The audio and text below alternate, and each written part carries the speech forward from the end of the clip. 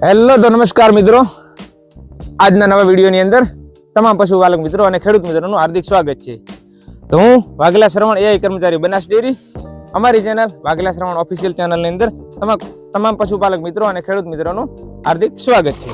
તો મિત્રો, આપણે આજના મુદ્દા વિશે ચર્ચા કરવાની છે કે બીજદાન કરવા માટે શું શું બાબતો ધ્યાનમાં રાખવાની હોય છે. તો એને સૌથી પહેલા તો આપણે લિક્વિડ નાઇટ્રોજન કન્ટેનરની અંદર નાઇટ્રોજન ભરવાનું છે. તો ચાલો જોઈએ.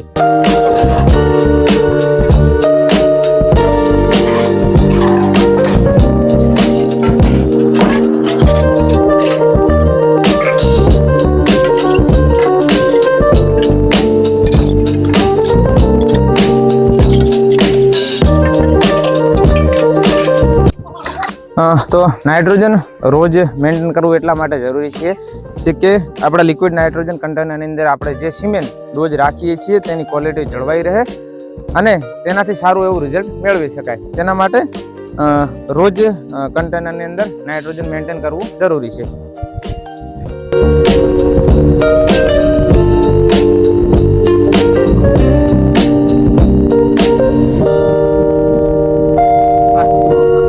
તો ફાઇનલી મિત્રો, આપણે પશુપાલકના ઘરે પહોંચી ગયા છીએ અને આપણે હવે તેમની ગાયને બીજદાન કરવાનું છે. તો બીજદાન કરતી વખતે અમુક બાબતો ધ્યાનમાં રાખવાની હોય છે, જે આપણે તમને વિડીયોમાં બતાવશું. તો પહેલાં આપણે બાઇક લઈને ત્યાં આવી ગયા છીએ અને બાઇકને ડબલ સ્ટેન્ડ કરી દીધું છે નાઇટ્રોજન કન્ટેનરની અંદર રોજ બધું મેન્ટેન રહે એના માટે. તો પાણી લાવી દીધું છે. તો હવે સૌથી પહેલાં આપણે પાણી ચેક કરીશું. તો કેમેરામેન આ બાજુ બતાવો. પાણીનું ટેમ્પરેચર 37 ડિગ્રી હોવું જરૂરી છે.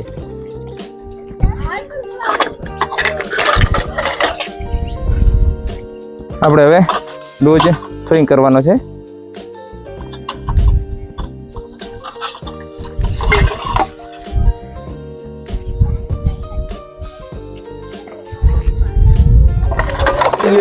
ડોઝને પાણીની અંદર ઓછામાં ઓછો 30 સેકન્ડ રાખવાનો હોય છે.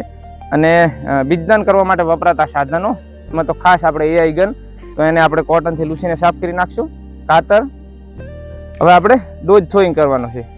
તો આપણો ડોઝ તૈયાર થઈ ગયો છે. એને કોટનના કાપડથી વ્યવસ્થિત લૂછી નાખશું.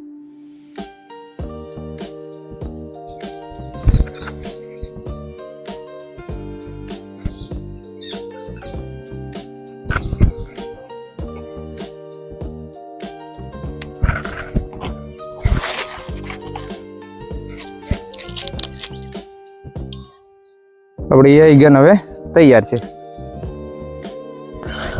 તો આપણે એઆઈ કરવાની છે. સૌથી પહેલાં તો બીજદાન કરવાનો સમયગાળો 18 થી 24 કલાકનો હોય છે. તો આપણી ગાય કાલે ગરમીમાં આવેલી છે અને આજે એને બીજદાન કરવાનું છે. ગાયને આપણે ચેક કરી છે, કમ્પ્લીટ હીટમાં છે.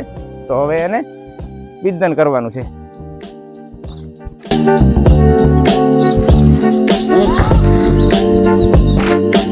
અને બીજદાન કરવાનું હોય છે, જેથી કરીને અહીંયા રહેલો જે બેક્ટેરિયા છે તે અંદર ના જાય અને ઇન્ફેક્શન ના થાય.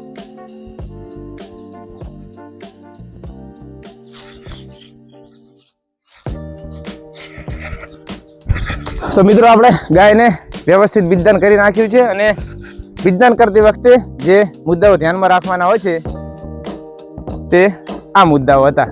થેન્ક યુ, આભાર. પશુપાલક મિત્રો, અમારો વિડીયો તમને ગમ્યો હોય તો વિડીયોને લાઈક કરો અને તમારા મિત્રોને શેર કરવાનું ના ભૂલતા. Thank you.